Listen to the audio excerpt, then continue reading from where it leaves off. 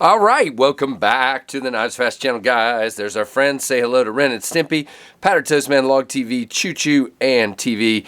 I kind of said those out of order, but let's get started. This is the KnivesFAST channel. If you are not subscribed, guys, it's time to fix that by hitting the subscribe button, the notification bell, and sticking around. And guys, I appreciate all your support. Now, this is one I'm very excited to share with you. This is the Jake Hoback Knives Kwaiback button lock. Now, the Kwaiback has been out before, a very popular model for Jake, a big bad quaking looking knife, very, very cool, and now they've come out with it as a button lock. Now, just to get it out of the way, this knife is made in China, and it's clearly listed on all the documentation, which I need to get the little card out here because I'm going to use that in a minute, but it definitely says made in China. And I know some of you are gonna like this knife, and some of you aren't, and that's just the way it is, and that is fine. Now, this is a super cool. I'm gonna put that right there. Super cool knife. You have this, in this case, Arctic Storm fat carbon in this beautiful blue and black. Gee whiz, I just love that. Now, they also have it in a red fat carbon, and they have it in a black carbon fiber, and these are just epic looking. I mean, the sculpting of the handles. Now, there are several things that make this different, okay? So, by the way, right out of the box, these are on Jake's website, and they are, okay? They are $480. So now some of you are going to say, no way. Well, let me just tell you, there are some things that make this just over the top. First of all, you've got this amazing sculpting on the outside of the scales. So this is titanium, this is the carbon fiber, and you've just got great sculpting. Really, really cool. You've got kind of this jimping back here on the back, titanium backspacer with a lanyard loop. Just amazing. You do have a sculpted or a machined pocket clip. It is about that much sticking out of your pocket, which is quite a bit, but it wasn't that bad for me. This does kind of poke up, but again, it wasn't high enough to bother me. It is left and right reversible, which is very cool. You do have Jake's standard Psalm 23 and Hoback there, but no other billboarding on the knife at all. The screws are countersunk. You do have contoured scales, which is phenomenal, and a silver button here. And there is your flipper tab, which is very low profile. It doesn't really have jimping, but it has a very good shape that just pops it open. Now, the next thing I want to point out, I'm going to have to get my flashlight out because it's kind of dark, is this, guys. This is epic to me. Now, you have major milling on the inside of that scale. Can you see that? Major milling. Same thing down here on the frame side. Major milling for weight reduction. Now, why is that significant? Now, this is, we'll get to the specs in a minute, but let's just see right here. It says right here, it is a 3.75 inch blade, and this thing is 4.6 ounces. Now, this is a 9-inch knife, and it is still, for as thick as it is very lightweight. Now, this is carrying all your rigidity for your titanium. People have asked, why is it different? I think this is carrying all the rigidity, and then you have a linerless carbon fiber here, which is just fantastic. Now, you have this black wash Tanto blade with a compound grind, I believe. This is hollow, and this is flat. Now, I've heard rumors about who makes these in China. I don't know, guys. People have asked me. People have told me. I have not been told by Jake Hoback's, Knives, those guys. So I don't know. This is great plunge grind, great sharpening choil, no billboarding here. You have a swedge and this wicked looking profile of a Quaken, and that's why it's called the Kwaiback. Really, really cool. Now, this guy is fairly thin stock as well, not super thin, but you can see it gets even thinner out here. Really fantastic. I mean, you have, again, a wider, thicker handle. Let's see, do we have handle thickness? No, we don't have that listed here, but I'll see if I can find it. But it just feels, it rolls into my hand, feels like it is made to fit in my hand. And you have jimping out of here, nowhere to choke up unless you kind of want to ride this like right there on the flipper tab. Yeah, just super, super cool. Beautiful, beautiful knife. And again, you end up with the button lock where you have the great fidgetiness of a button lock, if I can actually do it from behind the camera. Guys, I know you guys get sick of hearing us reviewers say that, but it is tough to do this behind the camera. Hold on, I'm going to move my light just a little bit and see if that helps with the kind of focusy thing we're having here. I'm sorry if you hear noises of the microphone. All right, here we go. All right, so that should help. But yeah, I mean, just a fidgety thing. Now, I will say the button is quite a ways up here, so you do have to readjust your hand to hit it. If it was a little tiny bit lower, I think it might be easier, but I've gotten used to it now. I just readjust myself, you see, and now I'm in the position to do it. So it's not, I mean, to me, that's not a big deal. And that's where it needed to be for lockup, so I get it. And I can do the front flipper. You guys know front flippers aren't easy for me. This isn't bad. You've got good jimping on the front flipper. You've got jimping out there where your thumb lands. You can see here.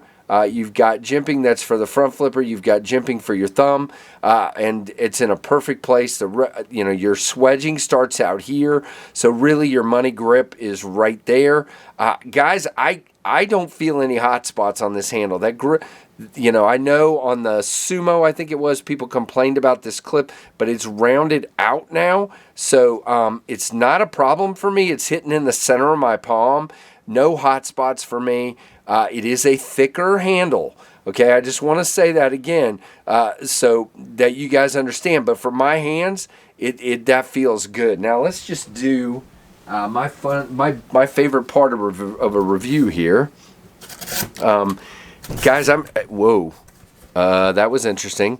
Can you still hear me? I hope so. Okay, my light fell a little bit, but it's leaning on the microphone, so I guess we're all right. But you can see here, I mean, this thing just destroys material. Destroys material. It is absolutely, fantastic in the cutting line. Now, your specs, again, it is 9 inches closed. Oh, wait, I said, yeah, wait a minute. 9 inches closed. Overall length, 9 inches closed, 5.3 inch blade, 3.75 inch blade. Okay, so I think that's 5.3 inch handle, 3.75 inch blade.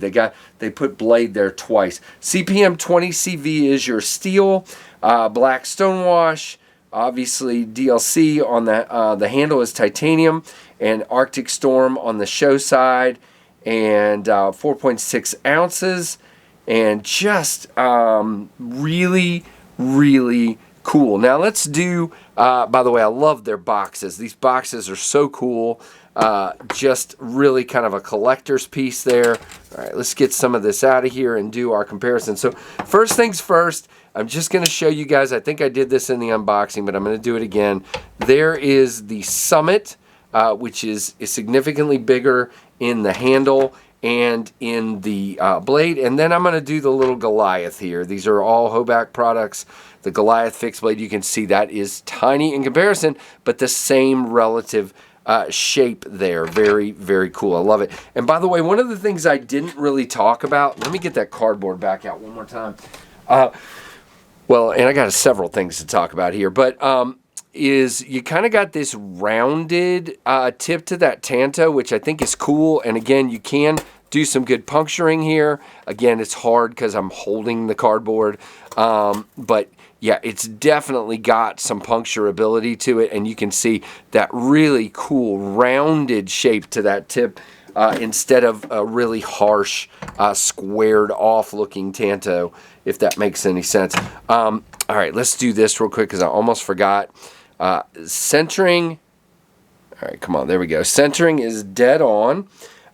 We do have one thing to talk about there. Now, lockup-wise, solid. Guys, a lot of people say button locks. It's normal to have some side-to-side. There's no side-to-side. I did try to fail the lock. I haven't spine whacked it, but I did try to fail it like this. Nope, not happening. Good and locked up. And a big beast of a knife. Now, there is something to talk about. Now, I have not gotten around to this, and I'm sure it's true, but I've talked to the folks at Hoback and told them that, now, I cannot just grab my finger on the tip, but I can touch the tip there. It's not bad that it's going to cut me, but I can just sort of barely, and they told me if I loosened this and then you pushed it down and then retightened it, it should take care of it. I haven't gotten around to doing that at the time of this review, but I know Lefty EDC has one, and you can't touch the tip of his. So it's probably just mine. I have not been able to, I have not had time to do that. I have a lot going on work-wise, and I just haven't had time to adjust that. But I thought I would at least point it out that it came that way. Just barely. I mean, you can see there, you can see the tip, but again, it's below the surface. I'm just sticking the fat of my finger down there and touching it. And, it hasn't, I've carried it a lot, pulled it in and out of the pocket. It's not like it's jabbing me. See, I mean, I can't even touch it with my thumb, just with that finger and kind of get it down in there. But, so no, it's not going to cut you, no issues like that. But it's something to point out nonetheless. Now, our other two comparisons, you've got your Ontario, whoa, that is not the Ontario Rat. Okay, picked up opinion there.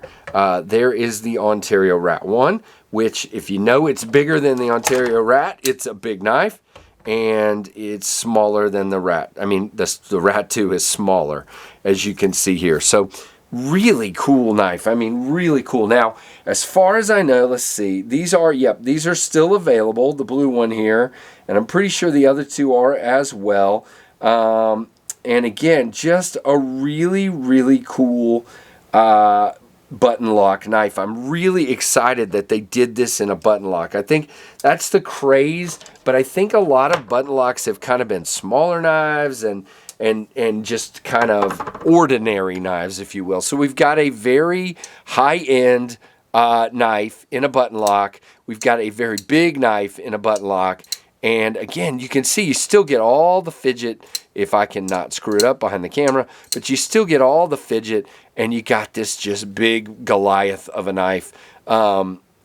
Fantastic. So thank you, Hoback Knives, for sending this. They did send this along for me to check out. Guys, I am going to check with a couple other channels and see if they want to check this one out, and I'm sure they will. So you'll probably see this one out and about some.